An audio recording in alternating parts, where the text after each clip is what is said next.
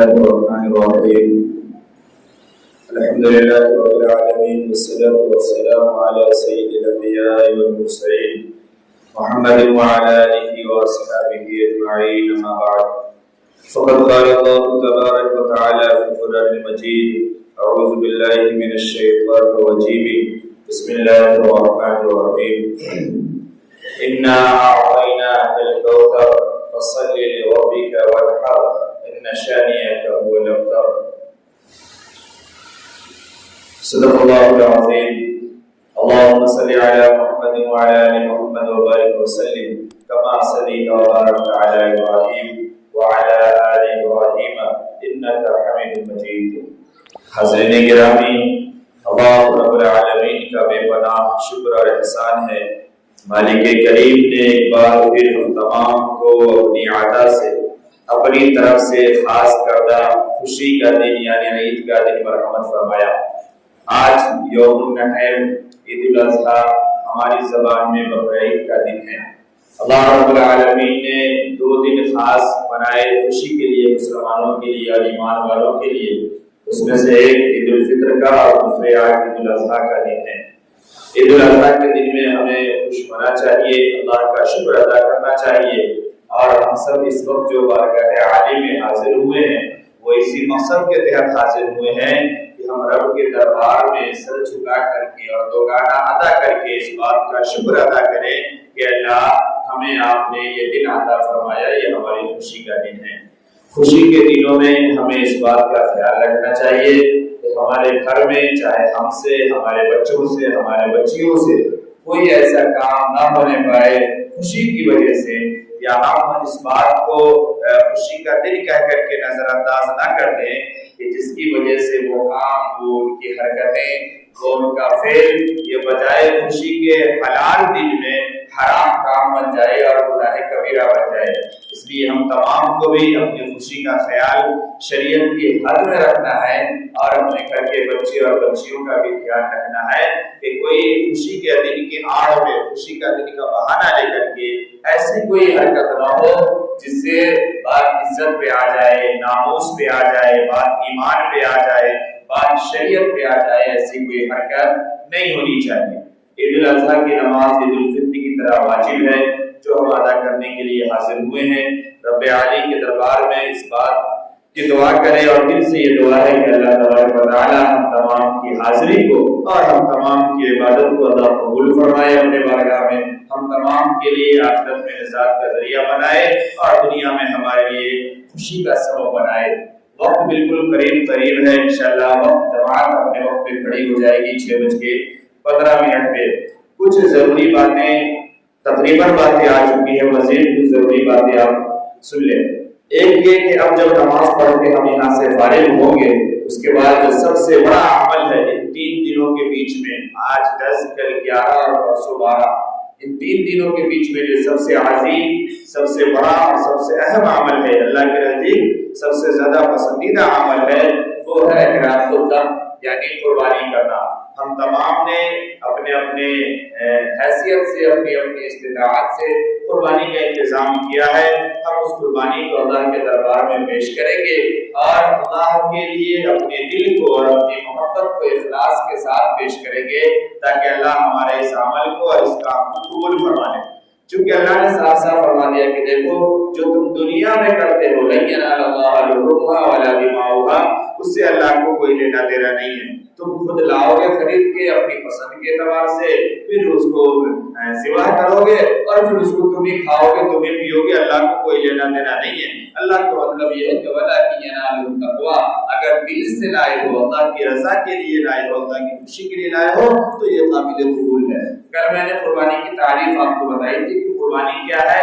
مخصوص دنوں میں، یعنی آج کل پرسوں صرف 3 دن میں، مخصوص دنوں میں مخصوص جانور اور خاص عمر کے جانور کو اللہ کی رضا کے لیے قربانی کرنا، اللہ کے نام پر قربانی کرنا، بسم اللہ اللہ اکبر پڑھ کر کے قربانی کرنا، اس کا نام قربانی ہے۔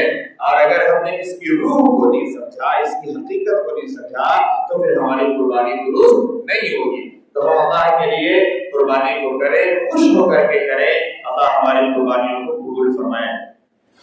قربانی کے لیے ایک بات یہ ذہن میں رکھیں کہ قربانی کا جو نصاب ہے وہ صدقۃ الفطر کا نصاب ہے۔ زکوٰۃ میں اور قربانی کے نصاب میں فرق ہے۔ زکوٰۃ کو بڑی وضاحت سے سمجھا چکا تھا میں رمضان میں۔ زکوٰۃ کے لیے شرط ہے کہ مال بھی ہو اور 1 سال کا مال ہونا چاہیے، لیکن قربانی کے لیے ایسا نہیں ہے۔ قربانی کا مسئلہ یہ ہے کہ اگر کسی کے پاس آج پیسے نہیں ہیں 10 تاریخ کو، کل پیسے نہ ہو 11 تاریخ کو، لیکن پرسوں 12 تاریخ کو سورج ڈوبنے سے پہلے اگر عصر کے بعد بھی کسی کے پاس پیسہ آ جاتا ہے تو سورج ڈوبنے سے پہلے اسے جانور خرید کر کے قربان کرنا پڑے گا۔ یہ قربانی کا نصاب ہے، یہ قربانی کا نصاب ہے۔ اللہ نے اتنا بڑا جو وعدہ فرمایا ہے، مال کے برابر ثواب، زمین پر خون گرنے سے پہلے مغفرت اور قبولیت، یہ یوں ہی نہیں ہے۔ ہم اس کو سمجھے، اللہ نے بڑا موقع دیا ہے۔ جب باتیں آتی ہے، اللہ کے نبی صلی اللہ علیہ وسلم نے فرمایا، بڑی عظیم حدیث میں آپ کو کوٹ کر رہا ہوں، جناب محمد رسول اللہ صلی اللہ علیہ وسلم نے فرمایا کہ جس شخص کے پاس وسعت ہو، یعنی کہ 4-5 ہزار روپے خرچ کر سکتا ہو، خود کا لینے کے لیے 10-12 ہزار خرچہ کر سکتا ہو اور اچھا لینے کے لیے 15-20 ہزار خرچہ کر سکتا ہو، اتنی وسعت جس کے پاس ہو اور اتنی وسعت کے باوجود آپ تھوڑا اس کو ڈیفائن کیجئے، دنیا کا ہر کام کر سکتا ہو، چاہے قرض لے کر ہو چاہے جیسے ہو، خوشی کی زندگی گزار رہا ہو، عزت کی زندگی گزار رہا ہو، اتنی وسعت ہونے کے باوجود اگر وہ اللہ کے راہ میں قربانی نہیں کرتا ان دنوں میں، تو اللہ کے نبی صلی اللہ علیہ وسلم نے فرمایا کہ ایسا شخص مصلی پر نہ آئے، ایسا شخص عیدگاہ نہ آئے، ایسا شخص اللہ کے دربار میں منہ دکھانے نہ آئے۔ یہ اتنی سخت وعید ہے کہ جو قربانی کرنے کی استطاعت کے باوجود، حیثیت کے باوجود قربانی نہ کرے، اسے عید کی نماز پڑھنے کا کوئی حق نہیں ہے، عید کی نماز کے لیے عیدگاہ آنے کا کوئی حق نہیں ہے۔ یہ بہت معمولی بات نہیں آپ کو، لیکن جب اس کو پڑھیں گے سمجھیں گے تو بات سمجھ میں آئے گی کہ کتنی بڑی وعید کی بات ہے اور کتنی بڑی ڈانٹ اور پھٹکار ہے جناب محمد رسول اللہ صلی اللہ علیہ وسلم کی طرف سے۔ تو ہم اپنے دل کو کشادہ کریں، اپنی حیثیت اور نصاب کے مطابق ہم قربانی کریں۔ قربانی کی جو شرائط ہے وہ پہلے بیان کیے جا چکے ہیں، میں پھر آپ کو صرف گنتی بتا رہا ہوں جو قربانی کی شرط ہے۔ قربانی کی شرطیں یہ ہے کہ سب سے پہلا شرط یہ ہے کہ قربانی کرنے والا مسلمان ہو، یاد رکھیے گا۔ دوسرا شرط یہ ہے کہ بالغ ہو، اس میں بڑی تفصیل سے میں گزشتہ آپ نے بتا چکا کہ بالغ نابالغ کی طرف سے قربانی کرنے کا کیا مسئلہ ہے۔ تو شرط ہے قربانی کے واجب ہونے کے لیے کہ مسلمان بھی ہو، بالغ بھی ہو، بڑا بھی ہو اور عاقل بھی ہو، کسی پاگل کسی مجنون کی طرف سے قربانی نہیں ہے۔ اسی طریقے سے مقیم بھی ہو، یا اگر کوئی مسافر ہو تو کسی جگہ پر وہ 15 دن ٹھہرنے کی نیت کر لیا ہو کہ مجھے 15 دن یہاں ٹھہرنا ہے، تب اس کے اوپر قربانی واجب ہوگی، ورنہ مسافر پر بھی قربانی واجب نہیں ہے۔ اور اسی طریقے سے مالک ہو، نصاب کا مالک ہو، جتنے پہ صدقہ فطر واجب ہوتا ہے اتنا مالک ہونا چاہیے، تب اس کی طرف سے قربانی ہے۔ اس لیے میں نے آپ کو بتایا تھا، پھر ایک ہی جملے میں آپ کو بتاؤں کہ اگر آپ یہ خواہش رکھتے ہیں اور آپ کے گھروں میں اگر یہ ماحول ہے کہ چلو کسی بچے کی طرف سے ہم قربانی کرتے ہیں، تو بہتر یہ ہے کہ اس بچے کی طرف سے قربانی نہ کر کے آپ اپنی کسی مرحوم کی طرف سے قربانی کر لیے، یہ زیادہ بہتر ہے اور یہ زیادہ ثواب کا کام ہے، کیونکہ اس کے اوپر واجب نہیں۔ اچھا، یہیں پر سے آپ تھوڑی سی بات کو سمجھیے، جانور کو ہمیں ذبح کرنا ہے، بہت آسان طریقہ اس کا یہ ہے، ذبح کرنے والے کو تو معلوم ہے، لیکن آپ اس بات کا خیال رکھیں کہ جانور کو ذبح کرنے کے لیے رخ اکثر چینج ہو جاتا ہے اکثر جگہوں پر، اب وہ کھینچا تیری اٹھا پٹک، یہ بہت زیادتی ہوتی ہے جانوروں کے ساتھ، یہ نہیں کرنا ہے۔ بہت پیار سے بہت عزت سے اس کو بچھاڑا جائے تاکہ وہ ایک بار میں صحیح جگہ پر ہو۔ آسان طریقہ یہ ہے، اس کا منہ جو رکھیں گے ہم وہ ادھر دکھن کی طرف رکھیں گے، آپ آسانی سے پورب کی جانب گھوم کر کے کھڑے ہو جائیں۔ اگر آپ کو پتہ کرنا کہ کیسے جانور پچھاڑنا ہے، ایک شخص پورب کی جانب کھڑے ہو جائے، کھڑے ہو کر کے اس کے دائیں ہاتھ کی طرف جو ہے وہ جانور کا روح ہوگا، منہ ہوگا، اور بائیں کی طرف اس کا دم کی جو جگہ ہے وہ دم ادھر رکھے اور بائیں ہاتھ کی طرف، یعنی ادھر جو سے اتر اور ادھر دکھن، بائیں پہلو پٹکے، اس طرف نہیں۔ جو شخص کھڑا ہوا ہے وہ اپنے آگے پلٹوائے اس طرف، जब उस तरफ करेंगे तो दोनों पांव इस तरफ आ जाएगा, जानवर का रुख भी किबला की तरफ अपने आप हो जाएगा। फिर आसानी के साथ प्यार मोहब्बत से उसको जो भी मानछान का तरीका है वो करें, फिर कुर्बानी की जाए। कुर्बानी करने वाले के लिए बेहतर है कि वो बावजूद हो, ये भी याद रखिएगा। बेहतर है कि कुर्बानी करने वाला बावजूद हो, धारदार छुरी हो, उसके बाद दोनों हाथ से कुर्बानी करे अगर बड़ा जानवर है तो। फिर उसके बाद तरीका ये है कि अपने इस दाहिने हाथ को, दाहिने पांव को जानवर के यहाँ शाने पे रख करके, जहां ज़िबा करना है उससे थोड़ा हटा करके इस पांव को शाने पे रख करके फिर दोनों हाथ से कुर्बानी की जाए। ये मुकम्मल तरीका है।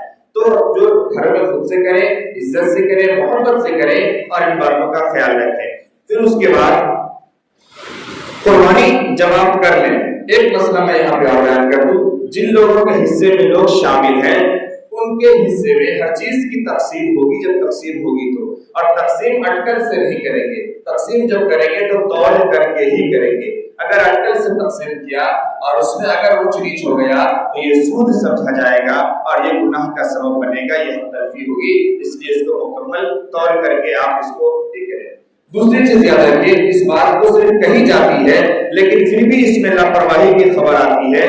कसाब को जब आप पैसे दे रहे हैं, चाहे आपने 1500 में बुक किया है, चाहे 3000 में बुक किया है, ये आपका मसला है, लेकिन कसाब जब पैसे के लिए बुक हो गया है, अब कसाब को उजरत के तौर पे कुछ नहीं दी जा सकती। अगर आपके माल में कोई रस्सी अच्छी सी लगी हुई है और रस्सी भी अगर कसाब कहता है कि मुझे दे दीजिए, तो नहीं दे सकते। उस रस्सी को या तो सौदा करना पड़ेगा या फिर उस रस्सी को भी आप उसके आदाइश के साथ जमीन में गाड़ दीजिए, ये बेहतर है। उसको उजरत के तौर पे कुछ नहीं दी जाएगा।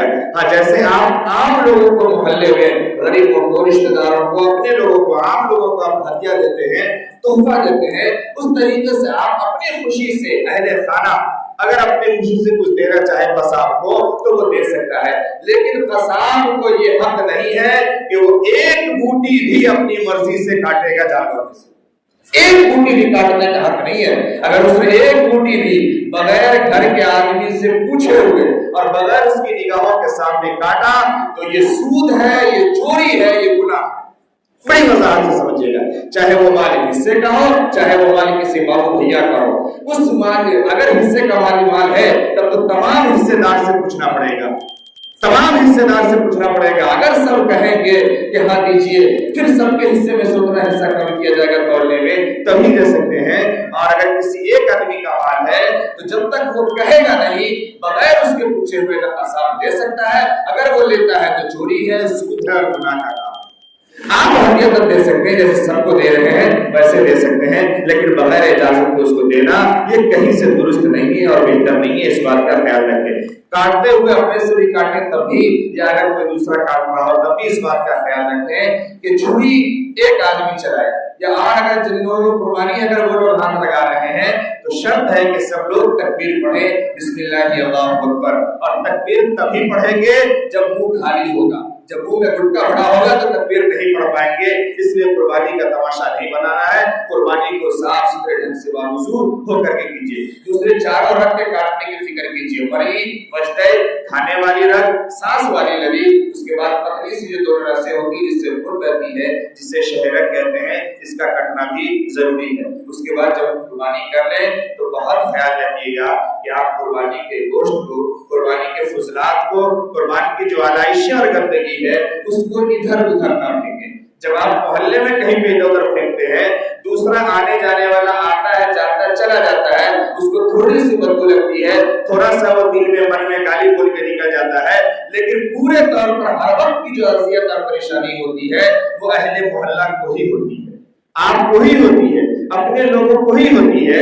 इसलिए उसको किसी अच्छी जगह पर, किसी दूर जगह पर, किसी गड्ढे में आप तमाम आलाइशों को, तमाम छेछड़े को, तमाम हड्डियों को, हर चीज को जमा करें और उसको सही से उस जगह पर डाल दें, इधर उधर न फेंकें, ताकि किसी दूसरे को तकलीफ का सबब न बने। क्योंकि किसी दूसरे को तकलीफ पहुंचाना ये भी गुनाह का काम है और गुनाह कबीरा है। तो इस बात का ख्याल रखा जाए। अब जब हमारी कुर्बानी हो गई है, सब कुछ तैयार कर लिया है हमने, अब मसला आता है खाने का। 1 मिनट में सिर्फ मसले को समझ लीजिए कि हलाल जानवर में भी 7 आज़ा ऐसे हैं जिसका खाना मकरूह और हराम है। 7 आज़ा حلال جانور میں بھی اس طریقے کے ہیں جن کو نہیں کھانا چاہیے، یہ مکروہ ہے، یہ حرام ہے۔ ان اعضاء کو اگر آپ کو جانکاری نہیں ہے تو قصاب سے پوچھ کر کے، اس کو تو جانکاری ہے، یا کسی دوسرے جانکار لوگوں سے پوچھ کر کے آپ ایسی چیزوں کو الگ کر دیجیے۔ اس میں سے ایک ہے دم مسفوح، بہتا ہوا خون۔ بہت سے لوگ خون کو اکٹھا کر لیتے ہیں، خون جم جاتا ہے، پھر اس کو الگ الگ استعمال کرتے ہیں۔ یہ بہتا ہوا خون کا استعمال کرنا یہ درست نہیں ہے، بلکہ خون سے بہت سارے لوگ کھیلتے بھی ہیں، بچے کو لگا دیتے ہیں سر میں، اس کا ٹیکا ہو رہا ہوتا ہے تو، یا کپڑے میں لگا دیتے ہیں، یہ ناپاک ہے۔ دم مسفوح یہ ناپاک ہے، اور اس طریقے سے خون سے کھیلنا یہ گناہ کبیرہ ہے، یہ کام نہیں کرنا ہے، یہ بری عادتیں اور بری حرکتیں ہیں، یہ گناہ کا کام ہے، ثواب کا کام نہیں ہے۔ تو نمبر 1 بہتا ہوا خون۔ نمبر 2 مادہ جانور کی شرمگاہ، اس طریقے سے نر جانور کے خصیتین، جسے فوطا کہتے ہیں، انڈو بھی کہتے ہیں، کپوڑے بھی کہتے ہیں، اس کا کھانا بھی درست اور جائز نہیں ہے۔ اسی طریقے سے غدود کا کھانا بھی جائز نہیں ہے۔ غد کیا ہے ابھی میں وضاحت کر رہا ہوں، غد سے یہ بھیجا مراد نہیں ہے، میں ابھی بتا رہا ہوں، خود آپ کو سمجھا کر بتا رہا ہوں۔ اسی طریقے سے مادہ کی طرح نر جانور کے بھی پیشاب کی شرمگاہ کو کھانا یہ درست نہیں ہے۔ مثانہ یہ بھی کھانا درست نہیں ہے۔ پتا مثانہ پیشاب کی تھیلی یہ کھانا بھی درست نہیں ہے، اور اس طریقے سے پتا یہ بھی کھانا درست نہیں ہے۔ اب سمجھیے غدود کیا چیز ہے؟ سخت گوشت کا گولا گولا بن جاتا ہے، بدن میں کہیں کہیں پہ گانٹھ بن جاتی ہے، اسے غدود کہتے ہیں۔ جانوروں میں بعض اوقات ایسا ہوتا ہے کہ خون جم کر کے گٹھلی کی شکل اختیار کر لیتی ہے، گٹھلی بن جاتی ہے، وہ ہو یا کبھی کبھار کسی بیماری کی وجہ سے جلد میں، چمڑے میں، یا پھر اس کے گوشت میں یا نس کے اوپر وہ گانٹھ بن جاتی ہے، گول گول گلٹی بن جاتی ہے، اسے غدود کہتے ہیں۔ اس ٹکڑے کا کھانا درست نہیں ہے۔ اس طریقے سے کبھی ہڈیوں کے درمیان بھی یہ سب ٹکڑا بن جاتا ہے، تو پھر اس خود کا کھانا درست نہیں ہے۔ اس خود سے بھیجا مراد نہیں ہے، بڑی اچھی طرح سمجھ لیجئے، جسے یہ خود اس کو کہتے ہیں، جسے ہم اردو میں گلٹی کہتے ہیں یا گانٹھ کہتے ہیں۔ اور کبھی ایسا ہوتا ہے کہ اس گانٹھ کی اور گلٹی کے ارد گرد میں، اگل بغل میں چربی بھی ہوتی ہے، تو لوگ چربی کی وجہ سے اس کو بھون لیتے ہیں یا پکانے میں ڈال دیتے ہیں، وہ یہ کہتے ہیں چربی کا حصہ ہے، ایسا نہیں ہے۔ ایسے گٹھی ہو، گانٹھ ہو، اس کو کاٹ کر کے آپ الگ کر دیں، جو چربی آپ استعمال کرنا چاہیں تو استعمال کریں۔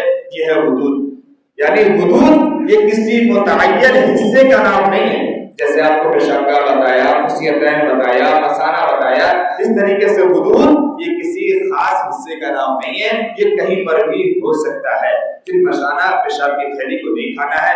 اسی طریقے سے پتا یہ ہم سب جانتے ہیں، مشہور ہے، یہ جگر کے نیچے ایک چھوٹی سی تھیلی ہوتی ہے جس کے اندر کڑوا پان بھرا ہوا ہوتا ہے، جسے زہریلا پانی کہتے ہیں، وہ ہرا قسم کا، پیلا قسم کا نکلتے ہیں، اور اسی میں کبھی کبھی قصاب کو سونا چاندی ہیرا موتی بھی نکلتا ہے، اس لیے وہ سب سے پہلے وہی کو نکال کر پھاڑتا ہے نا۔ تو آپ بھی دھیان رکھیں کہ آپ کے مال میں نکل رہا ہے تو قصائی دھیرے سے چھپانا ہے، اس لیے قصاب پہ نظر رکھنے کی ضرورت ہے۔ پاک صاف قصائی ہو، نہلا دھلا کر کے تو قربانی کرتے ہیں قصائی کی، ٹھیک ہے۔ تو ان تمام باتوں کا خیال رکھ کر کے، دل کو پاک صاف کر کے، محبت کے ساتھ ایک دوسرے سے مل جل کر کے ہم اپنی قربانیوں کو ادا کر کے دل کو پاک صاف کریں اور خوشی بانٹیں، یہ اللہ کو پسند ہے، اللہ کو محبوب ہے۔ آپ سبوں کی درستگی کیجیے۔ میں نماز کی ترغیب بتا رہا ہوں، یہ آپ سب کو معلوم ہے، لیکن ایک بار یاد دہانی کے لیے میں ترغیب بتا رہا ہوں، آپ ترغیب کو سماعت فرما لیجیے، پھر اس کے بعد انشاءاللہ جوان سے لے لیں۔